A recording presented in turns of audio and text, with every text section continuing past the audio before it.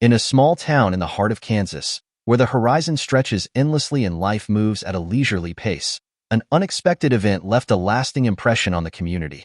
The annual community festival was in full swing, a beloved tradition that brought families together to celebrate their shared values. The air was filled with the smell of freshly baked bread, cinnamon sweets, and the rich aroma of barbecue. Children ran and laughed, their faces painted in vibrant colors, while parents chatted excitedly near stalls selling artisanal and homemade products. Amid the joy and hubbub, a wave of excitement ran through the crowd. Word spread quickly that Melania Trump, the former First Lady of the United States, was in attendance as the guest of honor. She wasn't there to make a formal speech or grand entrance, but rather for a simple visit to meet families and support the local school's literacy program. Her presence, though unobtrusive, brought an air of dignity that drew people in. Near the stage, an 8-year-old boy named Ethan let go of his mother's hand. His shiny shoes stomped on the floor as his fingers nervously played with a small crucifix hanging around his neck. Ethan wasn't like most kids his age. He had a maturity that made him seem older. Life had taught him hard lessons recently. His father, a driver, had been out of work for months, and Ethan had heard whispered conversations about mounting bills and food shortages. But that day, Ethan had a purpose. He had a question burning in his mind, a question he felt only someone like Melania Trump could answer. He didn't know if he would ever get the chance to speak to her, but hope and fear mixed in his heart. The crowd gathered near the stage as Melania arrived, elegantly dressed in a light blue gown. She smiled warmly, hugging the families who had come to see her. Moving gracefully among the crowd, she stopped to chat with children and adults alike. Ethan stood still, almost lost in the crowd. His mother held his hand in a supportive gesture and said, "You'll regret it if you don't try, honey." He took a deep breath, gathering all the courage he could find. Slowly, he let go of his mother's hand and walked forward, pushing through the crowd until he was just a few feet away from Melania.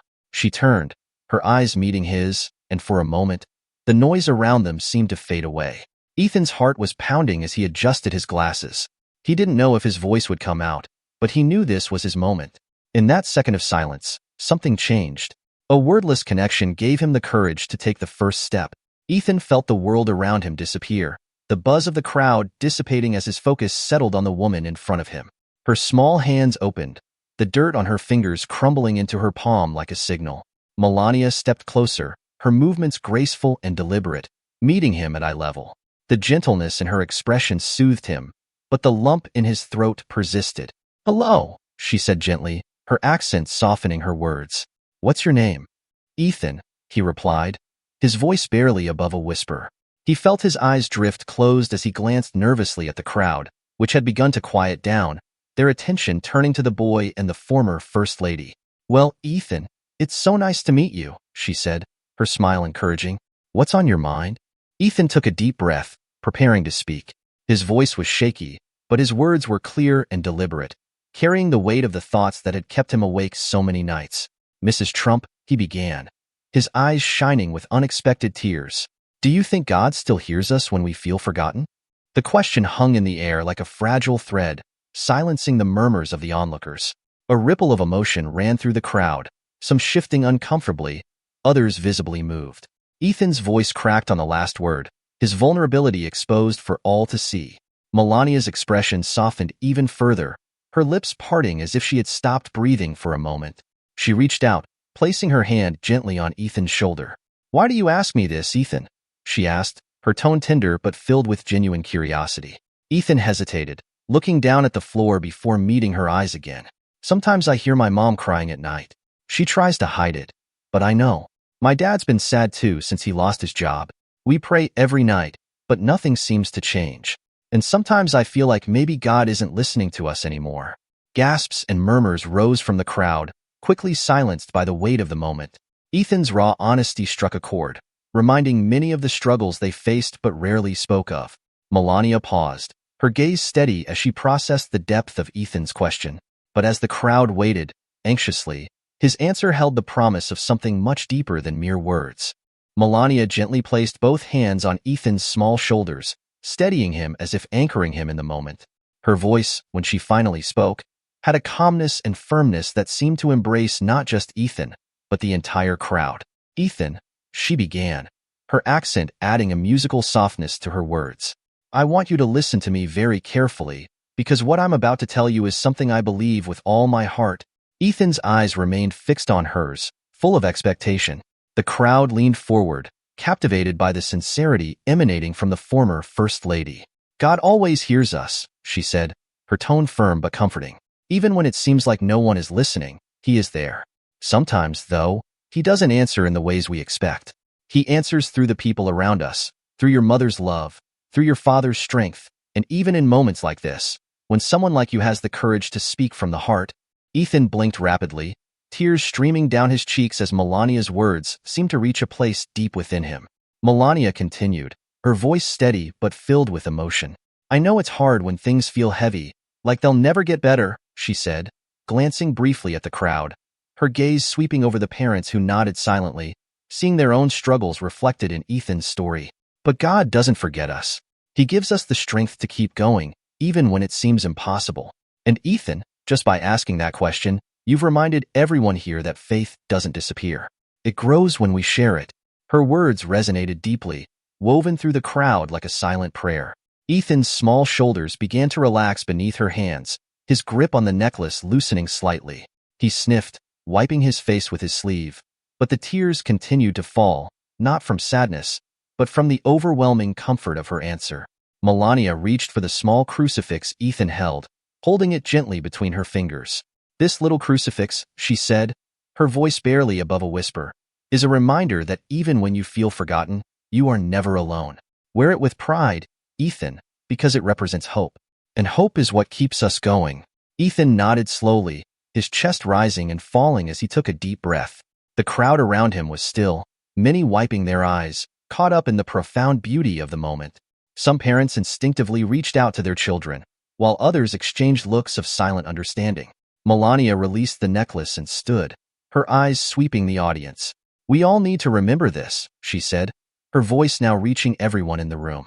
"We are stronger when we support each other. Faith is not something we keep to ourselves.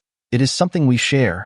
Her words were met with a soft murmur of agreement, some applauding, others simply reflecting in silence. Ethan looked at her, his tears finally ceasing as a small, shy smile formed on his face. But just as the moment seemed to stabilize, a woman in the crowd raised her hand, her voice breaking as she spoke, adding another layer of depth to the event. The woman stepped forward, her face etched with emotion. "Mrs. Trump," she began, holding a small child in her arms. "What you just said, I think we all needed to hear. Life hasn't been easy for many of us lately. We've all felt forgotten at some point, but hearing this today reminds us that maybe we're not as alone as we think." Melania turned to her, offering the same warmth she had shown Ethan. "It's true," she replied, addressing the woman in the crowd. "We are never alone, but sometimes it's up to us to remind each other of that." The child in the woman's arms reached out to Melania with innocent curiosity, eliciting a soft smile from those around her. Melania reached out, gently touching the child's fingers, creating a fleeting but tender moment that eased the tension in the air. Ethan, still standing next to his mother, watched the interaction, a new sense of calm settling over him. His mother knelt down, pulling him into a tight hug, whispering, "I'm so proud of you." Her words carried a weight of gratitude, not only for her son's act of bravery, but for the connection that moment had forged between everyone present. The atmosphere shifted. Conversations began to ripple through the crowd as strangers swapped stories of their own struggles. A father nearby spoke about losing his small business and the uncertainty it brought to his family. A young woman shared how she struggled with loneliness after moving to the city. Each story had a common thread: the need to feel seen, to feel heard. Ethan's question unlocked something deep within the community. It was as if his courage had given everyone permission to put their burdens aside, if only for a moment, and find solace in knowing they were not alone. Melania, still near the stage, listened intently as the stories unfolded. She didn't interrupt or attempt to respond to each one, but remained a silent witness to the humanity unfolding before her. The sense of connection was palpable, extending beyond words, weaving the crowd into something stronger, more united. As the sun began to set, painting the sky in shades of orange and pink, the community festival transformed from a lighthearted affair into a profound gathering of shared faith and resilience. Melania returned to the microphone, her voice echoing over the soft murmurs. "Today, Ethan reminded us of something important," she said. "We need each other. No matter how hard life gets, no matter how forgotten we feel, There will always be someone willing to listen, someone willing to care. Let's not forget that as we leave here tonight. The crowd erupted in applause, a release of emotion that felt like a collective sigh. Ethan stood taller now, his mother's hand on his shoulder, his small but brave question having sparked something much bigger than he had ever imagined. But as the applause began to die down and the event drew to a close, whispers of what had just happened spread like wildfire, ensuring that the day would live on in the hearts and minds of those who witnessed it.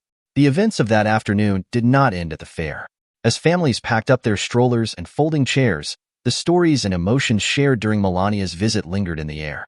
People who had never spoken to each other exchanged kind words, some even offering to grab coffee or help with babysitting.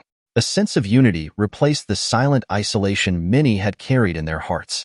Ethan and his mother walked home under a star-studded sky, the cool Kansas breeze gently caressing them. His mother held his hand tightly, looking at him with a mixture of pride and tenderness.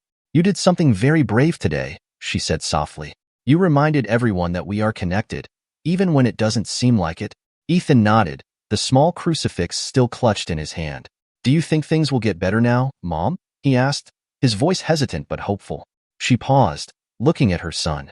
"I think they're getting better," she replied, her words carrying a conviction that hadn't been there before.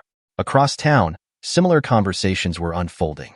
At the local diner, a group of neighbors who had never met before found themselves sitting at the same table, reminiscing about the moment Ethan asked his question. One man, a mechanic named Joe, shared how he had struggled to find work after his shop closed. "Hearing that kid talk about his family," he said, shaking his head, "made me realize I was so wrapped up in my own problems that I forgot how many others were going through the same thing." Another woman, a retired teacher named Eleanor, agreed. "It's easy to feel alone, even in a small town like this, but that little boy reminded us of the power of being vulnerable, of sharing what's in our hearts." The conversations didn't stop there. In the days that followed, stories about the fair began to circulate on social media. A video someone had taken of Ethan and Melania went viral, capturing the raw emotion of their interaction.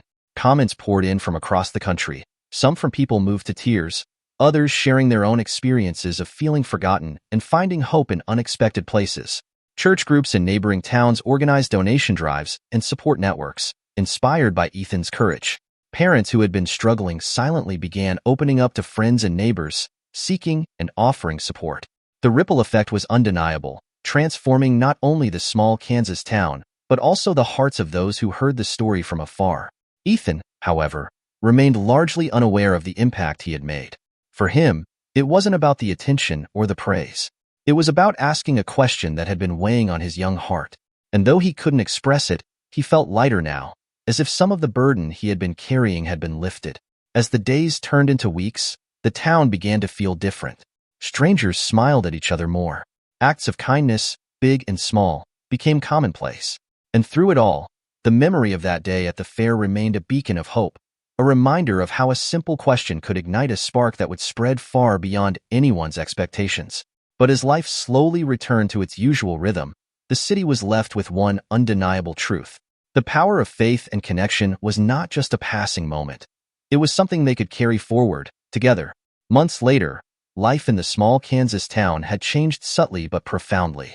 The community festival was still a topic of conversation, especially on Tuesday nights at church or during casual conversations at the grocery store. People spoke of Ethan's courage with admiration and gratitude, often reminiscing about how his simple but profound question had brought a crowd of strangers together. Ethan, now a little older and more confident, had made new friends at school. His teachers noticed a light in him, a quiet strength that inspired others. He still wore the small crucifix every day, a symbol of the moment that had changed not only his perspective, but the lives of those around him. For her family, the road ahead was not without challenges.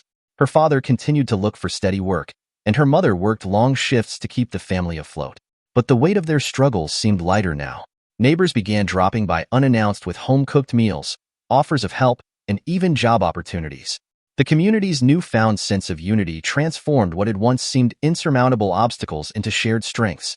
Beyond their town, the story of Ethan and Melania's encounter continued to resonate. The media picked up on the story, portraying it as a reminder of the enduring power of faith and connection in difficult times. Letters and emails poured in from people across the country, some sharing their own struggles, others expressing how deeply the story had touched them.